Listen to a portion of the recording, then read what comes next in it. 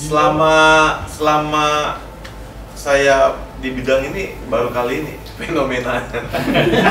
Jadi lama ya Pak ya? Orang bikin muka segede itu.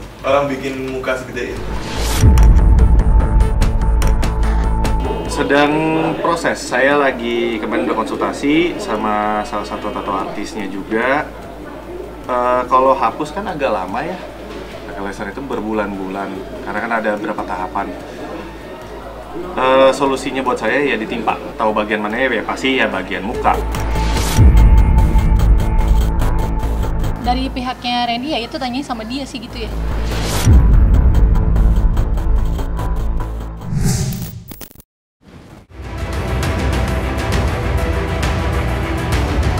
Randy Kiernet menepati janjinya menghapus tato berwajah Shahnaz di punggungnya. Dan barangkali itulah usaha terakhir Randy demi melunakkan hati Lady Nayoan agar dapat mempertahankan keutuhan rumah tangga yang kini berada di ujung tanduk lantaran skandal perselingkuhan yang dilakukan Randy dengan Shahnaz Sadiqah. Namun, apa hendak dikata, Hendrik Shinigami, ahli tato ternama di Indonesia mengatakan bahwa tato wajah Shahnaz yang nempel di punggung Randy tidak dapat dihapus dan hanya bisa ditimpa dengan gambar lain. Tapi benarkah Randy siap menimpa muka Shahnaz dengan muka Lady Nayoan istrinya? Saksikan selengkapnya hanya di Cumi Camp In Depth berikut ini. Hai Cumi Lovers, bersama Cumi Camp In Depth kami sajikan kabar lengkap, mendalam dan akurat dari narasumber terpercaya. Dan jangan lupa untuk like, subscribe dan juga share channel YouTube ini.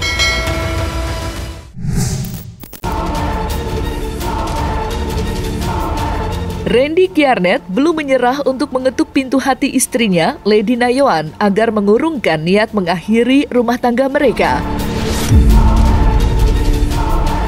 Berbagai cara pun ditempuh Randy untuk meluluhkan hati sang istri. Terbaru, Randy memutuskan menghapus tato wajah selingkuhannya, Shahnaz, yang terpatri di punggungnya. Tentu saja menghapus tato berukuran cukup besar yang memenuhi sebagian punggung Randy bukanlah hal yang mudah dilakukan. Bahkan yang cukup mengejutkan, tato di punggung Randy itu ternyata tidak dapat dihapus, melainkan harus ditimpa dengan gambar atau lainnya. Setidaknya itulah yang disampaikan Hendrik Shinigami, ahli tato kenamaan Indonesia. Lantas, seperti apa tingkat kerumitan menghapus atau menimpa tato berwajah Shahnaz di punggung Randy? Dan benarkah Hendrik Shinigami sempat dibuat marah oleh tingkah Randy saat menimpa tato di punggungnya? Gua berdiri di pihak si korban. Karena kita kan punya bini, punya anak juga gitu. Gua cuman kasih ingatin dia, coba lu di sisi si bini lu dan lu kedapatan begitu, gimana rasa lu? Gua cuma sampaikan itu aja. Udah. Gua gak pernah soal itu, gua gak pernah. Gak pernah sesibuk ini gitu. Gak pernah ketemu yang begini, soalnya itu udah gede banget. Yang saya sekarang lagi kerjain itu mempertaruhkan nama saya juga. Karena begitu nanti apapun yang terjadi, orang nggak mau tahu sebelumnya siapa yang bikin. Yang terakhir ini siapa sih? Kenapa kok bisa jadi gini? Kalau bagus itu syukur. Kalau jelek, muka Shahnaz.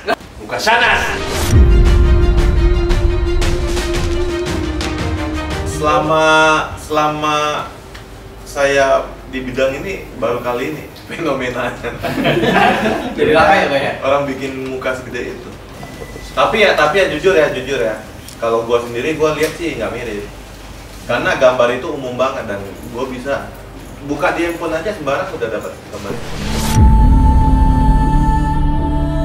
Tato bergambar wajah Shahnaz Sadiqah yang terdapat di punggung Randy bagai medan magnet yang kini menarik perhatian banyak orang. Publik penasaran seperti apa rupanya, ronanya, dan ekspresinya. Celakanya, ternyata tato dengan gambar atau objek wajah mempunyai mitos tersendiri. Konon, siapa saja yang membuat tato wajah, maka dipastikan akan mengalami perpisahan. Bagaimana Hendrik Shinigami menjelaskan hal tersebut? Nah itu sih kembali ke masing-masing ya, kepercayaan masing-masing gitu. Cuman selama saya bekerja di bidang ini, saya udah membuktikan, mendapat sebuah kenyataan. Mereka yang nato nama gitu, pasti ujung-ujungnya Dihapus. bukan hapus, pasti pisah. Oh. Pasti pisah dengan sering waktu lah. Pasti, cuman waktunya kapan aja. Karena gini, kalau misalnya kita hapus mukanya saja, nanti kan atasnya ada macan, ada itu kosong. Itu menjadi masalah lagi nanti. Dan lagian laser itu nggak bisa murni 100% bersih total. Itu butuh dana yang gede dan waktu yang panjang banget. Setelah berdiskusi cukup panjang antara Randy dan Hendrik, yang bisa dilakukan ialah menimpanya dengan objek lain. Hendrik yang sudah lama menggeluti seni tato pun menyarankan agar tato berwajah Shahnaz ditimpa dengan gambar lain yang mendeskripsikan peristiwa perselingkuhan Randy dengan Shahnaz. Lantas, apa kesulitan Hendrik saat menimpa tato berwajah Shahnaz di punggung Randy? Nimpa itu lebih susah daripada bikin baru. Nimpa itu sekarang kayak misalnya gambar ini udah ada, kita nggak menghapus kok, cuma diganti lagi dengan gambar yang ada nih, misalkan ganti muka saya gitu. Gimana caranya biar gambarnya nggak berbayang? Stiker aja kita tempel pasti berbayang kan? Itu susah. Perbaiki itu lebih susah. Jadi Cover up itu ya. ya, kadang kalau misalkan bisa kita cover, kita cover. Kalau emang gambarnya masih kelihatan, masih bisa retouch, dibagusin aja, itu bagusin. Jadi nggak usah PR. Kadang kalau misalkan cover up itu bisa jangka waktu yang panjang. Jadi Pak, nanti begitu sembuh, lihat perkembangannya bagaimana, nanti dikerjain. Itu lebih PR dan lebih mahal. Setiap lubang, setiap tato yang dia bikin itu udah Ada di situ. ya. Jadi kalau mau buat sebuah tato itu lu harus punya komitmen tinggi. Apa yang lu lakukan lu udah harus mempertahankan itu. Karena nggak akan hilang. Ya. Susah hilang. Sekalipun laser pun nggak akan bersih. Jadi gini, kalau masalah ini dia udah nggak ada pilihan tuh. Gua bisa ditukar dengan gambar apa sih gitu. Ya. Sedangkan di situ aja udah nggak ada yang berani kerjain gitu.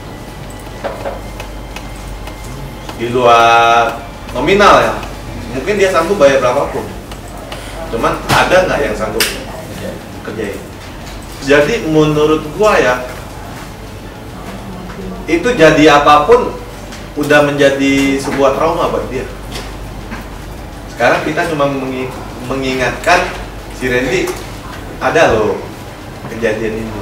Karena kalau dimaafinnya segampang itu, nanti akan diulangin lebih gampang.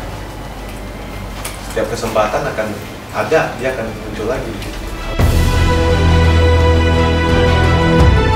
Bagi Randy, menghapus wajah Shahnaz tentulah berjuta maknanya. Ia bahkan rela menahan rasa sakit yang luar biasa hingga kulitnya berdarah demi melenyapkan jejak wanita yang telah membawanya ke dalam jurang dosa dan kejahatan terhadap istri dan anak-anaknya. Dan yang menarik, Randy sempat menelpon anak-anaknya saat sesi penimpaan tato sedang berlangsung. Emang lu doyan? Kenapa? Emang lu doyan? Papa lagi sama Om Hendrik lagi ditato. Nangis dia ya? Nyariin saya. Kalau kemarin kita konsepin gambar itu kurang lebih 8-9 jam kalau tidak meleset. Karena kan kembali ke kondisi badannya si Randy-nya juga kan, bisa berapa lama dia satu sesi. Itu sih sebetulnya satu kali sesi itu bisa tuntas. Kan sebelumnya gua juga nawarin dia mau nggak diolesin anestesi biar nggak sakit kan, biar saya pun bisa sekali beres. Tapi dianya nggak mau. Dia katanya itu dosa yang harus dia bayar. Jadi dia mau nikmatin dengan normal aja gitu. Kalau lihat kondisi kemarin kayaknya sih butuh sampai 3 lah. 3. Karena kemarin baru berapa jam kendaraannya udah mungkin kecapekan atau gimana. Dia masih bisa ya gitu. Ya. Ya tapi itu kan di permukaan, dalamnya kita nggak tahu, lebih ke dalam. Ya semoga ya dia berani mengaku, berani memperbaiki, dan satu lagi berani memegang omongan. Ya lebih ke kayak ini loh, papa udah membuat gini, ini sekarang saya lagi memperbaikinya gitu. Lebih ke arah situ sih. Kan panjang banget ya. Sepanjang Berapa lama? Sedang proses. Saya lagi kemarin udah konsultasi sama salah satu tato artisnya juga. Kalau hapus kan agak lama ya. Pakai laser itu berbulan-bulan, karena kan ada beberapa tahapan. Solusinya buat saya ya ditimpa. Tahu bagian mana ya? Pasti ya bagian muka. Iya. Nanti saya bakal kasih tau ke teman-teman juga kok. Yang pasti secepatnya, sebelum terlambat lah buat saya ngebuktiin ke Lady kalau saya ini serius, saya mau bertanggung jawab, saya mau nebus kesalahan saya ke dia. Waduh, kan tadi udah dijawab, ditimpa bukan dihapus. Kalau dihapus pakai laser kebakar. Dari pihaknya Randy ya itu tanyain sama dia sih gitu ya. Sudah tahu dong mas, kan saya selingkuh mas. Mungkin kalau dari pihak sana saya nggak tahu ya, no comment ya gitu. Tapi kalau saya sendiri sebenarnya mungkin sudah ada, cuma mungkin saya belum secara langsung lagi nih, sekarang belum ada momennya lagi untuk ngomong sama dia, karena kan belum ada kesempatan ya untuk ngomong secara luasa, ngobrol sama Lady, komunikasinya enak. Karena kan nggak gampang. Kalau dari story saya yang dari awal kan di situ kan jelas ya, saya membukakan jalan gitu untuk mereka gitu. Tapi kan nyatanya beda, ternyata hanya fantasi atau apa ya, saya juga kurang paham. Sebenarnya saya dari awal ya tujuannya itu gitu, ngasih jalan, tapi kan ternyata berbeda gitu yang terjadi. Gitu loh Mbak. Jadi kalau dibilang bingung, saya masih bingung. Kasus orang selingkuh kan bukan cuma saya ya. Tapi kan yang kasusnya sampai satu Indonesia Raya tahu itu kan saya. Mungkin itu udah cukup bikin saya kapok. Karena kalau saya kasarnya gini deh, kalaupun misalnya saya melakukan lagi, saya dapetin Lady aja nih, untuk komunikasi sama Lady aja sekarang susah, Mbak. Saya mau perbaikin aja susah. Apalagi saya mikir lagi buat ngelakuin lagi. Saya mikirin anak-anak saya, nanti gedenya kayak gimana, pemberitaan kayak gimana. Belum lagi yang digoreng, belum lagi yang nunggangin buat keuntungannya, buat jualan. Jadi buat saya cuma mikir satu, anak-anak saya jangan sampai jadi korban. Kalaupun anak-anak saya ngelihat saya ini yang bersalah, seenggaknya dia lihat papanya ini papa yang bertanggung jawab, ngakuin kesalahan, minta maaf sama mamanya, berjuang nyatuin keluarga lagi secara baik-baik. Perjuangan saya aja mah buat dapetin istri saya lagi. Mungkin ini cara saya untuk nunjukin tanggung jawab saya udah buat salah besar, saya nyakitin hati dia berkali-kali. Ini mungkin juga sebagai permohonan maaf saya sama Lady. Ya ini perjuangan saya aja untuk dapetin Lady lagi, hatinya Lady lagi. Ya dikasih kesempatan sama Lady. Ya karena kan ini kan kalau teman-teman media tahu kan udah kayaknya mustahil ya untuk rujuk dengan kesalahannya kayak gini. Tapi intinya yang pengen saya sampaikan sih ke Lady cuma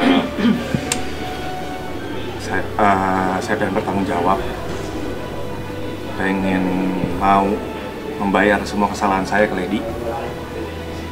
Saya tahu dia kecewa banget, hancur banget, dan saya juga nggak mau anak-anak saya juga jadi hancur karena keluarganya terpecah. Yang saya lagi perjuangin itu, jadi mohon banget, minta banget doanya supaya kita percaya ya, yang punya kuasa buat membuka hati orang kan cuma yang di atas. Ya saya cuma bisa berusaha aja, saya cuma pengen tunjukin kalau saya mau berubah, saya mau bertanggung jawab. Saya paham kesalahan saya, nggak akan saya ulangi. Kalau sudah orang tuh butuh tato itu kan buatnya rasa sakit bang. Kalau dibikin sebesar itu tato berarti cintanya luar biasa itu bang. Nah, orang untuk menulis nama aja mikir-mikir kan, takut ketahuan orang kan. Takut ataupun nanti takut putus nanti gimana. Aku kalau melukis wajah orang berarti ya kalau menurutku sih aku nggak tahu ya, aku nggak ngikuti, aku cuma lihat sekilas-sekilasnya di sosmed aku lihat nih. Cuma aku nggak pengen ngelihat, nggak pengen tahu detailnya gimana. Ya, tapi saya lihat nih, wih sampai dibuatkan tato. Sementara ini masih status suami istri, ini juga suami istri. Ini aib besar dan ini mesti cepat-cepat diklarifikasi oleh kedua belah pihak.